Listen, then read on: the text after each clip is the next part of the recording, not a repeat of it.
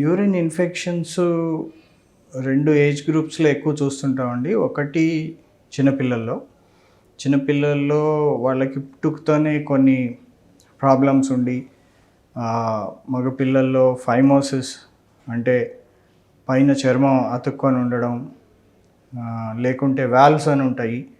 ఈ వాల్వ్స్ ఉండే ప్రాబ్లమ్ ఉండే పిల్లల్లో కూడా తరచూ ఇన్ఫెక్షన్స్ రావడము.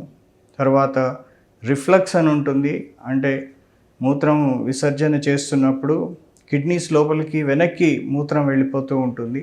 ఇట్లాంటి పిల్లల్లో కూడా తరచూ ఇన్ఫెక్షన్ వస్తూ ఉంటుంది. ఇది ఇద్దరు అమ్మాయిల్లో అబ్బాయిల్లో కూడా ఈ ప్రాబ్లం ఉంటుంది.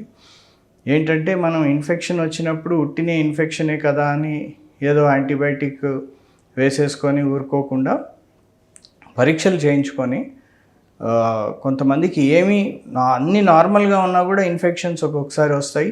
దాన్ని మామూలుగానే ట్రీట్ చేసుకోవచ్చు. ఇట్లాంటివి ఏమైనా అబ్నార్మాలిటీస్ అంటే పుట్టుకతోనే వచ్చే అబ్నార్మాలిటీస్ ఏదైనా ఉంటే మాత్రం దానికి కరెక్షన్ చేయించుకోవాలి. లేకుంటే కిడ్నీస్లో డ్యామేజ్ అయ్యే ఛాన్స్ ఉంటుంది.